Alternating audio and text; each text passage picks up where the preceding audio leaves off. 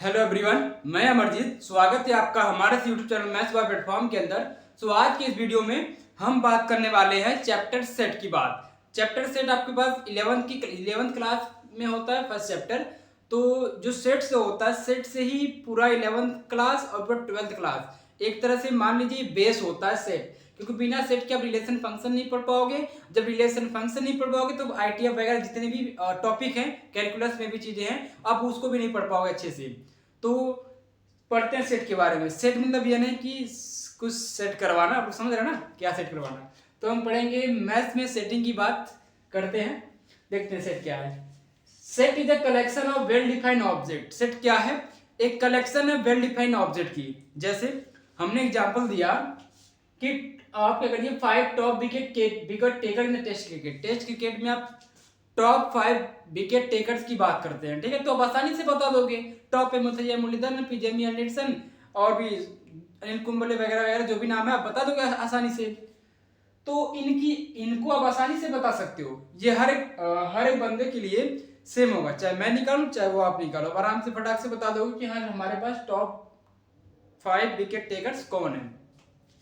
लेकिन जब हम बात करें इंटरेस्टिंग बुक की, आप लिस्ट निकालिए, उसका आप सेट बनाइए। तो अब इंटरेस्टिंग बुक की आप सेट नहीं बना पाओगे ना, क्योंकि मेरे अकॉर्डिंग इंटरेस्टिंग बुक अलग है और आपके इंटरेस्ट के अकॉर्डिंग आपका इंटरेस्टिंग बुक अलग है। तो वो डिपेंड करता है कि किसकी किस में क्या इंटरेस्ट है। तो उसके अकॉर्डिंग सबके लिए सेट क्या हो जाएगा, अलग अलग हो जाएगा। तो ये तो आपका सेट होगा एग्जाम्पल, लेकिन ये आपका सेट का एग्जाम्पल नहीं है, ठीक। तो अब हम जब आगे बात करते हैं कि रिप्रेजेंटेशन ऑफ सेट, इसमें और एग्जांपल देखते हैं। जैसे मैंने बात किया कि आप टॉप 5 बॉलीवुड स्टार बताइए, तो आसानी से नहीं बता पाओगे। क्योंकि आप आसानी से नहीं बता पाओगे, क्योंकि आपके अकॉर्डिंग शाहरुख सलमान जो भी है, लेकिन मेरे अकॉर्डिंग तो अलग अलग है ना। जैसे मेरे लिए सनी देओल है, आपके लिए शाहरुख सलमान होंगे, अक्षय कुमार होंगे, लेकिन वो सबके लिए क्या अलग अलग है ना। सबके अकॉर्डिंग जो उनके स्टार है वो अलग अलग है। तो वैसे जो भी टॉप 5 बॉलीवुड स्टार की बात करेंगे तो भी क्या सेट का एग्जाम्पल नहीं है। तो सेट वो होता है जो हर किसी के लिए क्या हो, सेम आए, जैसे इसमें, ठीक। अब आते हैं रिप्रेजेंटेशन ऑफ सेट, कि हम सेट को रिप्रेजेंट कैसे करते हैं। तो सेट में ये होगा कि हम वेल डिफाइंड ऑब्जेक्ट को भी रखते हैं। जैसे एक और एग्जांपल देखिए, अगर हमारे पास कोई बर्तन का सेट है तो बर्तन के सेट में क्या होगा, हम केवल केवल बर्तन ही रखेंगे ना। उसमें ग्लास मिल जाएगा, ग्लास है, फिर वहाँ पे कुकर है, जो भी चीजें आपको वहां मिल जाएगी आसानी से। ग्लास, थाली, कुकर, जो भी चीजें हैं उस बर्तन के सेट में मिलेगा। आप वहां पे किताबों को तो नहीं पा पाओगे। तो जब बुक के आप किसी सेट की बात करोगे तो उसमें केवल बुक मिलेंगी, ठीक है ना। बुक के सेट में आप बर्तन नहीं पाओगे, बर्तन के सेट में बुक नहीं पाओगे। तो इस सेट क्या होगा, एक तरह से वेल डिफाइंड ऑब्जेक्ट का ही कलेक्शन होता है। तो हम बात करते हैं रिप्रेजेंटेशन ऑफ सेट, कि सेट को रिप्रेजेंट कैसे करते हैं, ठीक। जैसे पहला इसका मेथड होता है स्टेटमेंट मेथड, कि आप क्या करिए कि सिंपल इसको स्टेटमेंट के फॉर्म में लिख दीजिए। जैसे मैंने एक सेट लिखा ए, कोई सेट ए है, ये क्या है, सेट ऑफ नेचुरल नंबर, सीधा आप वर्ड्स में ही बता देनी है। तो ये होगा स्टेटमेंट फॉर्म या स्टेटमेंट मेथड। जैसे इसको हमेशा लिखते हैं कर्ली ब्रैकेट के अंदर, ठीक है। सेट को हमेशा हमेशा के लिए कर्ली ब्रैकेट के अंदर ही लिखते हैं। तो कोई हमारा एग्जांपल सेट ए है, इसमें क्या ये नेचुरल नंबर का ही सेट है, इसमें केवल केवल नेचुरल नंबर ही पाओगे। अब ये कहिए कि इसमें आप जा करके निगेटिव नंबर्स लाएंगे, ढूंढेंगे तो मिलेगा नहीं, मिलेगा ना, क्योंकि उसके लिए सेट, उसका सेट अलग होगा। तो इस सेट में केवल केवल आपको नेचुरल नंबर ही मिलेगा, 1 2 3 4 5 6 ये चीज मिलेंगी। हमने एक और एग्जांपल लिया सेट बी। सेट बी में क्या है, मल्टीपल्स ऑफ 4। इसमें आप केवल केवल मल्टीपल्स ऑफ 4 पाओगे, 4 8 12 16 ये सब चीजें पाओगे। अब ये कि इसमें आप 5 का मल्टीपल ढूंढोगे तो आपको नहीं मिलेगा, है कि नहीं। तो वही है सेट। सेट में क्या, वेल डिफाइंड ऑब्जेक्ट हमने इसमें डिफाइन कर दिया, इसमें केवल केवल केवल 4 के मल्टीपल ही पाए जाएंगे, ठीक। सेकंड मेथड देखिए, सेट को रिप्रेजेंट करने के 3 तरीके हैं। तो पहला ये हो गया, सेकंड देखते हैं रोस्टर मेथड। तो इसमें क्या है कि it represent all elements of the set. ये क्या कर, जितने भी एलिमेंट है उन सबका बता देता है कि कौन कौन एलिमेंट इसमें है। जैसे हमने इसको लिखा था स्टेटमेंट फॉर्म में, सेट ऑफ नेचुरल नंबर, हम इसको क्या करेंगे, एलिमेंट्स के फॉर्म में लिख दीजिए। 1 2 3 4 5 6 7 8 जहां तक जाएंगे वहां तक जाइए। हमने बी वाला को चेंज कर दिया रोस्टर फॉर्म में, तो 4 8 12 16। तो आपको यही करना है इसमें, कि रोस्टर फॉर्म को आसानी से इसमें केवल एलिमेंट्स की बात करते हैं, एलिमेंट्स सीधे रख देंगे, और स्टेटमेंट को स्टेटमेंट ही रखनी है। अब इसका जो थर्ड पार्ट है वो है आपका क्या है, सेट बिल्डर फॉर्म, तो उसकी भी बात करते हैं। सेट बिल्डर फॉर्म में देखते हैं इसमें क्या है कि ये क्या, it is the mathematical notation of element. इसमें क्या करते हैं, जितने भी आपके एलिमेंट है उन लोग को मैथमेटिकली फॉर्म में लिखते हैं। वो कैसे, जैसे हमने पहला जो सेट का एग्जांपल देखा था वो सेट ऑफ नेचुरल नंबर था, तो इसमें क्या करेंगे, इस प्रकार लिखते हैं x such that x belong to natural number. इसका मतलब होता है बिलोंग्स। क्या होता है, बिलोंग्स। अगर ऐसे लिखा रहेगा तो बोलेंगे नॉट बिलोंग। क्या बोलेंगे, नॉट बिलोंग बोलेंगे। स्पेलिंग देख लीजिएगा, नॉट बिलोंग, ठीक, BELONG। तो अगर इस तरह लिखा है तो बिलोंग, नहीं लिखा, अगर इस तरह लिखा रहेगा उस तरह तो नॉट बिलोंग, ठीक। तो इसमें क्या बोला है, जो सेट ए है वो x है और x क्या होना चाहिए, वो n से बिलोंग करना चाहिए। n क्या नेचुरल नंबर है। सेट बी देखते हैं कि x such that x is a multiple of 4। तो मल्टीपल ऑफ 4 ये पूरा तरह बता दे रहा है कि जो आपका इसमें जो b है ये 4 का मल्टीपल है, मींस 4, 8, 12, 16 इस तरह से। तो इस तरह सेट बिल्डर फॉर्म ने देख लिया। तो तीनों जो मेथड है, चाहे वो स्टेटमेंट फॉर्म हो, रोस्टर फॉर्म हो या सेट बिल्डर फॉर्म हो, तीनों आपको चीजें एक ही बताते हैं, बस चीजों को रिप्रेजेंट करने का जो मेथड वो अलग अलग है। तो हमने पढ़ लिया स्टेटमेंट केवल स्टेटमेंट रखना है, रोस्टर में एलिमेंट्स को लिखना है और इसे मैथमेटिकल फॉर्म में लिखना है, ठीक। अब कुछ टाइप्स की बात करते हैं सेट के अंदर, देखते हैं। तो पहले टाइप्स में बात करते हैं इम्पटी सेट। तो नाम से क्लियर, इम्पटी मींस खाली का खाली पूरा सेट। इसका दो और नाम है, नल सेट या वाइड सेट। तो इसके 3 नाम है, इम्पटी, नल या वाइड सेट, ठीक। तो इसमें क्या होता है, it has no element. Null means क्या, कुछ नहीं, तो इसमें कोई भी एलिमेंट नहीं होगा, ठीक।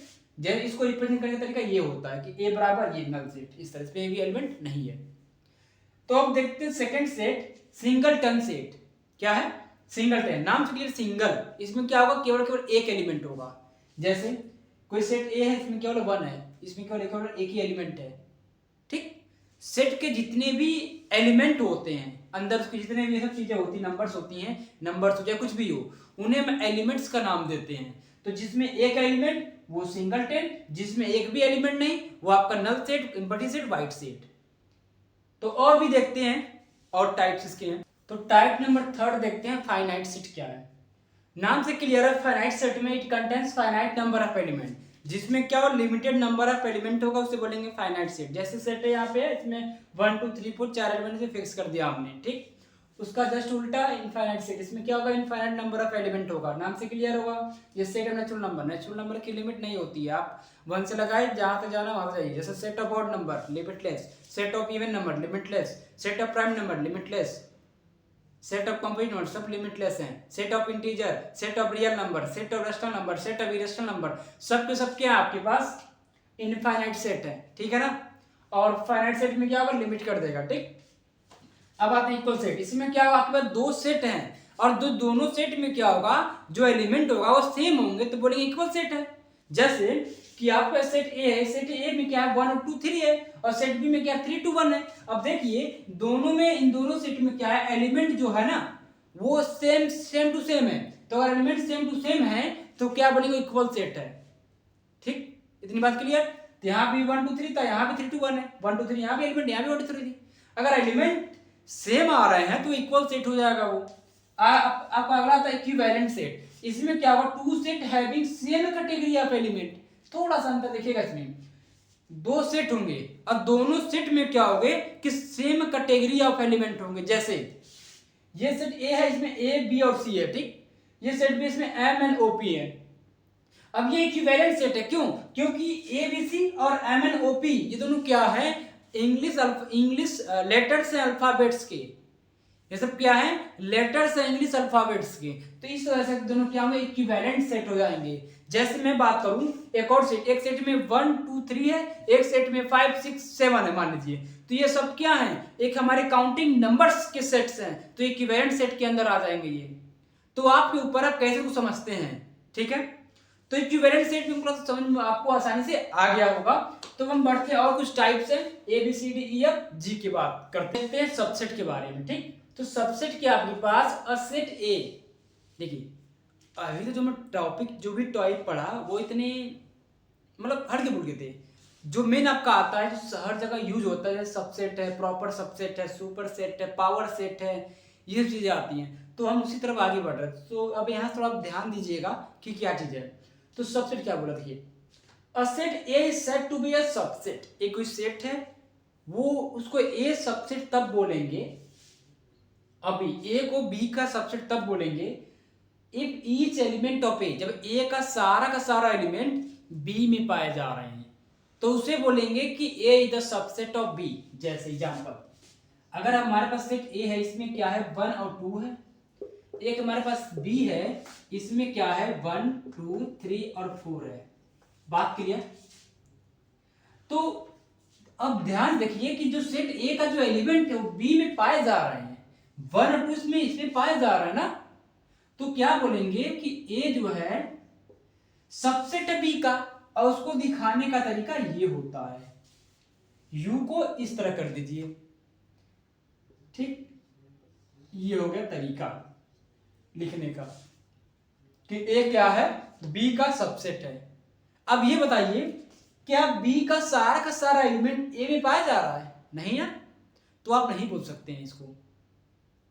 क्या ए का सारा एलिमेंट ए में पाया जा रहा है? देखिए यहां से, क्या ए का सारा एलिमेंट ए में पाया जा रहा है? बिल्कुल पाया जा रहा है।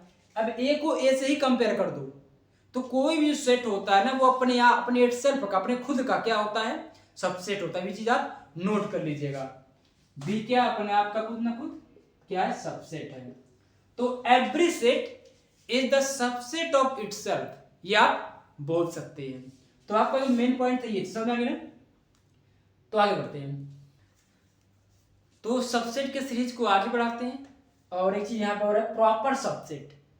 तो जो प्रॉपर सबसेट क्या होता है कि when all element of set B, ये रहा सेट बी, जब सेट बी का सारा एलिमेंट सेट ए में नहीं पाया जाता है तो हम क्या बोलते हैं जी, ए जो है वो बी का क्या है, प्रॉपर सबसेट है। जैसे देखिए, ए में एलिमेंट है 1 और 2, बी में एलिमेंट है 1 2 3 4। क्या बी का सारा एलिमेंट ए में पाया जा रहा है? नहीं, 1 और 2 बस पाया जा रहा है, 3 4 नहीं पाया जा रहा है। तो इस केस में ये बोलते हैं कि जो ए है वो बी का क्या है, प्रॉपर सबसेट है। इसका तरीका ये है, इसका तरीका ये है। तो सबसेट में ये लगाते हैं और प्रॉपर सबसेट में ये लगाते हैं। इसमें इस वाले को देखते हैं और उस प्रॉपर सबसेट में उस वाले को देखते हैं, बी वाले को, कि बी वाला सारा का सारा ए में ना पाया जाए। इसमें क्या होगा, ए वाला सारा का सारा बी में पाया जाएगा, तो बोलेंगे ए क्या है, सबसेट है बी का। और इसमें क्या बोलेंगे, ए जो है बी का प्रॉपर सबसेट है। तो चीजों को थोड़ा सा रिलेट करके पढ़ेंगे तो आसान रहेगा। तो प्रॉपर सबसेट और सबसेट क्या है हमने बता दिया। एग्जांपल है सी में क्या 3 एलिमेंट 4 5 6 और डी में क्या 4 5 6, ये इक्वल सेट है, साफ साफ दिख रहा है आपको। तो इसको मैं रिलेट करूंगा सबसेट और प्रॉपर सबसेट से, क्या ये है कि नहीं है। सी का सारा एलिमेंट डी में पाया जा रहा है, तो मतलब क्या कि जो सी है वो सबसेट है डी का। क्लियर? ठीक, सी क्या है, सबसेट है डी का। चेक करते हैं क्या सी डी का प्रॉपर सबसेट है कि नहीं है, वो देखते हैं। डी का सारा एलिमेंट इसमें पाया जा रहा है, तो हमने क्या बोला था प्रॉपर सबसेट में कि कुछ ना कुछ एलिमेंट छूटना चाहिए डी का जो सी में ना हो। तो क्या ऐसा है? नहीं है, सारा का सारा एलिमेंट सी में पाया जा रहा है। तो हम ये नहीं बोल सकते कि जो सी है वो प्रॉपर सबसेट है डी का, ये हम चीज नहीं बोल सकते। आप यहाँ पे इसे लगा लीजिएगा, ठीक। C is not a proper subset of D, इसका मतलब ये होता है। तो अब बढ़ते हैं आगे, थोड़ा सुपर सेट पे ध्यान दीजिए। ये आपका टाइप नंबर आई है, जितना भी हो गया A B C D E F G H I, मिनवा टाइप है ये आपका। तो सुपर सेट में देखिए क्या है कि हम वहां पे चेक कर रहे थे, ए से बी से कंपेयर कर रहे थे ना, अब हम बी से ए की तरफ आएंगे।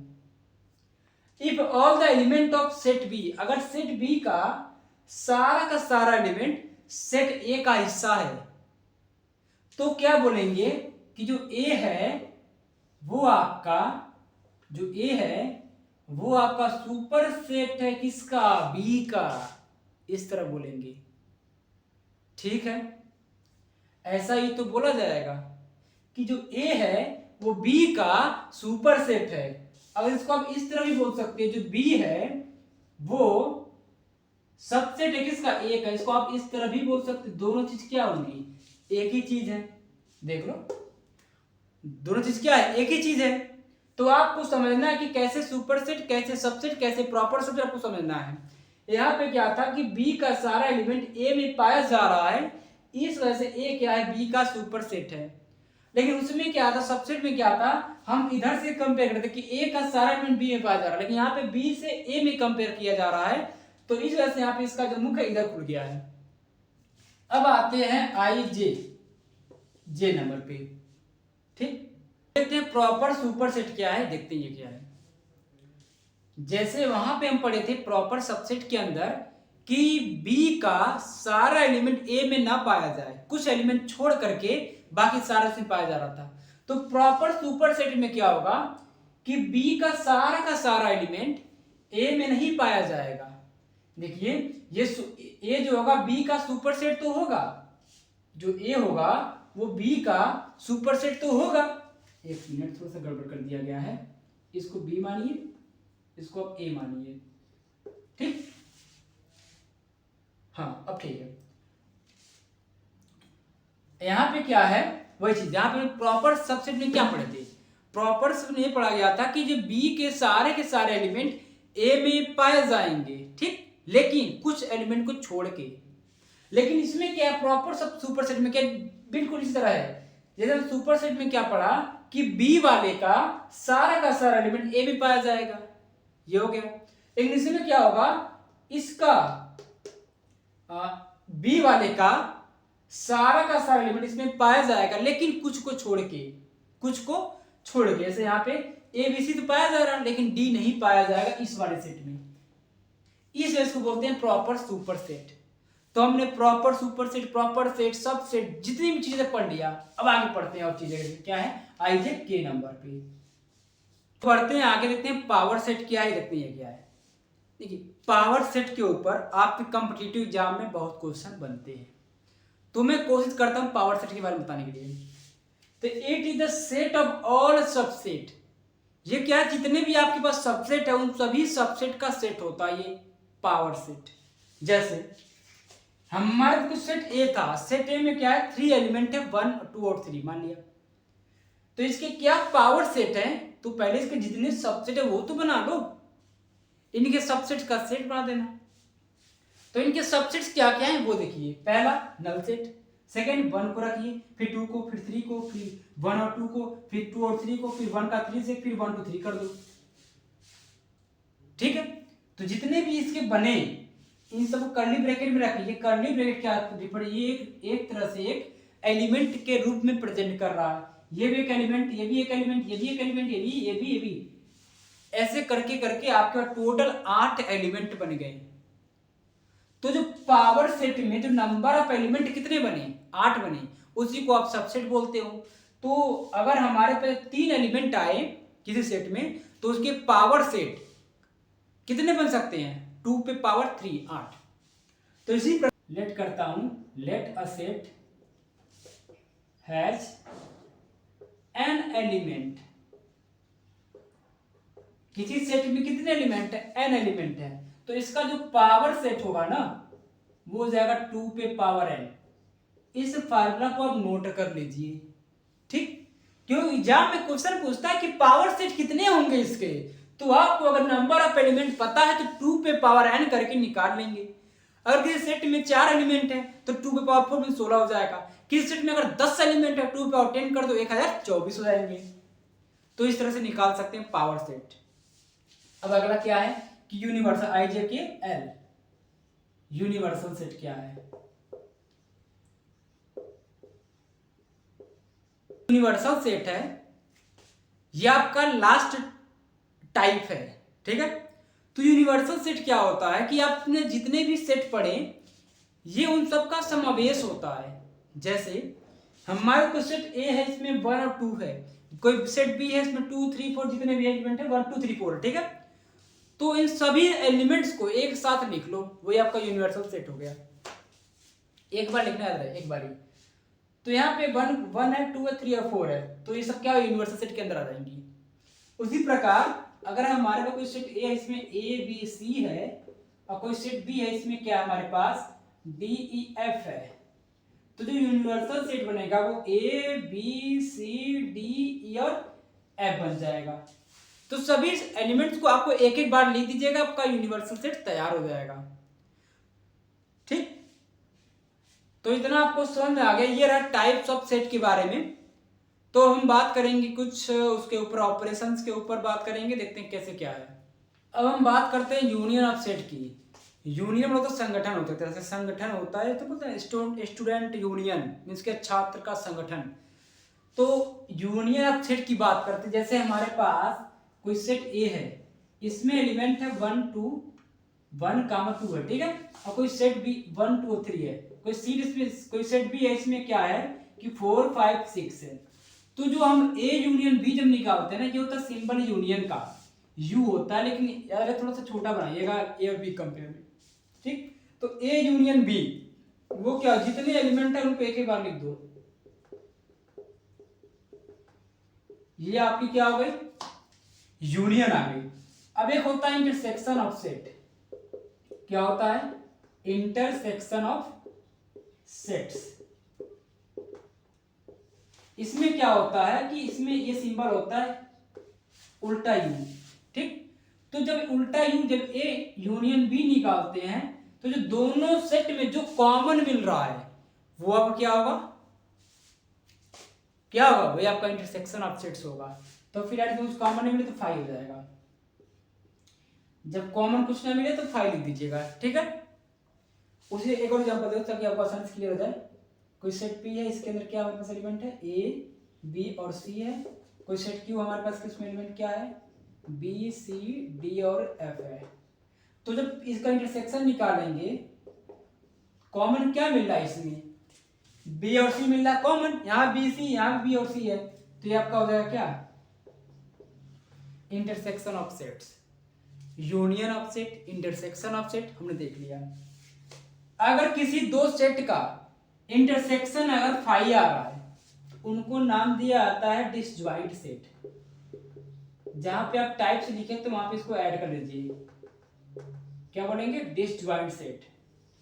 तो अगर हमारे पास कोई दो सेट्स हैं, अगर उनके बीच कुछ कॉमन नहीं मिल रहा है तो उन्हें बोलेंगे डिसजॉइंट सेट। ठीक, तो अब हम बात करते हैं आगे कुछ वेन डायग्राम के ऊपर, देखते हैं वो क्या है। ठीक है, हमने क्या कहा कि ये हमारा यूनिवर्सल सेट दिया हुआ है, 1 से लेकर 10 तक इसमें एलिमेंट है। कोई सेट है इसमें 1 2 3 4, सेट बी में 4 5 6, सेट सी में 9 10 है। तो अगर हम पूछे ए का कॉम्प्लीमेंट क्या होगा, इस तरह लिखते हैं, चाहे इस तरह लिखिए या फिर इसको ए डैश कर दीजिए। ठीक, दोनों चीज एक ही है, या तो ए पावर सी कर दो या तो ए डैश कर दो, दोनों मतलब होता है कॉम्प्लीमेंट ऑफ ए पढ़ते हैं इसको। तो जब भी हम कॉम्प्लीमेंट ऑफ ए करते हैं, वो मतलब होता है यूनिवर्सल सेट में से ए को माइनस कर दो। देखिए कैसे माइनस करते हैं, जितने भी एलिमेंट सेट ए का यू माइनस है ना, ए का एलिमेंट यू में से हटा दो। तो ए का एलिमेंट क्या क्या 1 2 3 4 है, तो 1 2 3 4 को यू में से हटा दो, क्या बचेगा 5 6 7 8 9 और 10 बचेगा। अगर हम पूछें कि बताइए कॉम्प्लीमेंट ऑफ बी, तो यू में से बी वाले को हटा दो, 4 5 6 हटा दो, बाकी जो बचा आपके पास वो आंसर। ठीक, अगर मैं आपको ये पूछूं कि कॉम्प्लीमेंट ऑफ कॉम्प्लीमेंट क्या होगा, तो इसका मतलब क्या, u में से आप a कॉम्प्लीमेंट को हटा दो। जब u में से a कॉम्प्लीमेंट को हटाइए, से हटा दोगे तो आपको क्या मिलेगा, यही चीज तो मिलेगा 1 2 3 और 4। मतलब आप कभी भी अगर किसी सेट का कॉम्प्लीमेंट ऑफ कॉम्प्लीमेंट निकालते हो तो आपको ए कॉम्प्लीमेंट ए ही वही सेट दोबारा मिल जाता है। ठीक, ये रहा कॉम्प्लीमेंट ऑफ कॉम्प्लीमेंट। अगर मैं पूछूं कि आप कॉम्प्लीमेंट बताइए u का, तो u माइनस यू कर दोगे, कुछ नहीं मिलेगा, 5 मिलेगा। ये रहा यूनिवर्सल सेट और कंपोनेंट ऑफ सेट हमने माइनस करना भी सीख लिया इसी बहाने। तो अब हमारे पास बचा है वेन डायग्राम, जो कि थ्योरी, क्योंकि इसमें हम केवल सेट के थ्योरी के बारे में ही बात कर रहे हैं। ठीक, ये रहा हमारे पास वेन डायग्राम, देखते हैं कैसे क्या है। ठीक है, ध्यान से समझिएगा। हमारे पास दो सेट है, ए सेट ए एक सेट बी है। ठीक, तो जो सेट ए का पूरा हिस्सा, ये पूरा सेट ए का हिस्सा है, ये पूरा सेट बी का हिस्सा है। ठीक, ए और बी के बीच में कुछ ना कुछ क्या है, कॉमन जगह भी तो है, जो कि ये है। ठीक, इस जगह को हम लोग मैथमेटिकल की फॉर्म में ए इंटरसेक्शन बी करते हैं। ठीक, ठीक है। चलिए हम बात करते हैं वेन डायग्राम की। तो हमने मान लिया कि हमारे पास दो सेट, एक सेट ए एक सेट बी है। ठीक है, तो सेट ए में क्या है, ये सारा का सारा सेट ए है, पूरा सारा का सारा सेट बी है। ठीक, अब इनके भी जो कॉमन जगह है उसको बोला गया ए इंटरसेक्शन बी। ठीक है, ये रहा। अब ये सारा हिस्सा अगर हम ये वाला हिस्सा हटा दें, अगर हम ए में से बी का सारा हिस्सा हटा देते हैं तो आपका ए मान बी आएगा, क्योंकि यहां तक क्या है, बी है, तो हमने ए में से बी हटा दिया तो आपको ये वाला एरिया आ जाएगा। उसी प्रकार अगर हम बी में से ए हटाते हैं तो आपको ये वाला सारा एरिया, इतना सारा एरिया आ जाएगा। ठीक, तो अगर मैं एक फार्मूला बनाना चाहूं कि एन ए यूनियन बी, कि अगर हम ए यूनियन बी करते हैं तो वो आपके पास क्या आ जाएगा कि जितना एलिमेंट ए का है, जितना एलिमेंट बी का हमने ऐड कर लिया। ठीक, अब देखिए एन ए और एन बी में हमने एन ए जब किया तो ये वाला पार्ट भी आया, जब एन बी किया ये वाला पार्ट आया, ये पार्ट दो बार आ गया, तो आपको इस पार्ट को एक बार माइनस कर दीजिए, तो ये आपका रहता है फार्मूला। कौन सा, यूनियन ऑफ दो set, union of two set आपका n A plus n B minus n A intersection B आ गया। ठीक, इस चीज को आप दो तरीके से भी कर सकते हो। अगर आप चाहो इसको n A union B equal to n of A minus B plus ये हिस्सा हो गया, plus n of A intersection B plus n of B minus A कर सकते हो। तो चाहे इसको ऐसे लिखो चाहे इसको ऐसे लिखो, दोनों तरीके सेम है। तो अधिकतर तो आपको ये चीज पूछा जाता है, ये मैंने आपको समझाने के लिए बता दिया। ठीक है, ये लोग ऐसे जो ए और बी दोनों में आ रहे थे, जिसमें क्या ए वन बी केवल ए वाला पार्ट, बी में क्या होगा, इस बी वन सी में केवल बी का पार्ट। ठीक, तो हमने सब पढ़ लिया, वेन डायग्राम के थ्रू एक फार्मूला भी देख लिया। इस फार्मूला को आप नोट करिए, इसको भी नोट करिए कि आगे भी काम आएगा। ठीक होगा, हमने एक सेट माना, हमने एक सेट माना ये बी, एक सेट हमने ये मान लिया सी, जिसका नाम दिया ए, इसका नाम दिया बी, इसका नाम दिया सी। ठीक है, ध्यान दीजिएगा बात को। हमारी ये वाला हिस्सा कौन सा पार्ट होगा, इसको कहा जाता है ए इंटरसेक्शन सी। बात क्लियर है, इसको क्या कहा जाएगा, ए इंटरसेक्शन बी। क्लियर है, समझ आ रहा ना। जो ये वाला हिस्सा है ये ए और बी दोनों में आ रहा है। ठीक, अब ये वाला जो हिस्सा है ये आपके आ रहा है, ये वाला हिस्सा बी और सी में। ठीक, अब ये जो हिस्सा ये वाला है ये आपको तीनों में आ रहा है, तो उसको इस तरह लिखते हैं एन ए बी और ये C, n A intersection B intersection C. ठीक, तो बनाते हैं क्या वो चीज, बढ़िया चीज क्या है, n A union B union C. ठीक, तो तीनों पे ऐड कर दीजिए, A plus B plus C कर दिया। हमने ए में पूरा सारा का सारा आ गया, तो अब इस पार्ट पे हटा दो, इस पार्ट को क्या है माइनस में n A union B intersection B, ये रहा। जब बी का लिया तो ये वाला से पार्ट आ गया, इसको हटा दो, माइनस में बी इंटरसेक्शन सी। जब हमने ये वाला पार्ट लिया तो ये पार्ट हटा दो, तो एन ए इंटरसेक्शन सी। ठीक, अब प्लस क्या कर दोगे ये वाला पार्ट, क्योंकि ये हर पार्ट में ऐड हो रहा था, तो इस पार्ट को भी यहाँ पे क्या कर दो, ऐड कर दो। तो n A intersection B intersection C, ये आपका फार्मूला बन गया। तो जब भी आपको यूनियन ऑफ थ्री सेट की बात करेगा तो आपको ये लगेगा फार्मूला। ठीक, हमने बता दिया हर तरीके से कैसे क्या होगा। ठीक है, तो हमने union of three set, union of two set, intersection, union, types of set सब देख लिया। तो हम कुछ एक दो सवाल लाए हैं, क्यों देखते हैं कैसे क्या होगा। सवाल है सेट के ऊपर, क्या है ये, कि इन अ ग्रुप ऑफ 500 स्टूडेंट, हमारे पास टोटल 500 स्टूडेंट हैं और उनमें से 475 बच्चे क्या बोलते हैं, हिंदी बोल सकते हैं, और 200 बच्चे क्या बोल सकते हैं, बंगाली बोल सकते हैं। ठीक, what is the number of student who can speaks Hindi only. तो ऐसे कितने बच्चे हैं जो केवल और केवल हिंदी बोलते हैं। आप बताइए, 500 बच्चे हैं, उसमें बहुत से बच्चे ऐसे हैं जो हिंदी मराठी दोनों बोलते होंगे। कुछ बच्चे केवल केवल हिंदी बोलते हैं, कुछ केवल केवल केवल बंगाली बोलते होंगे। तो कितने ऐसे बच्चे जो केवल केवल और केवल हिंदी ही बोलते हैं, हमको वो बताना है। तो हमने क्या किया, मान लिया हिंदी वालों को H मान लिया, बंगाली वालों को B मान लिया। तो जो हमारा टोटल जो हिंदी बोलने वाले हैं वो दिया गया है 475, जो टोटल दिया गया है बंगाली वो दिया है 200। ठीक, वेन डायग्राम समझते हैं,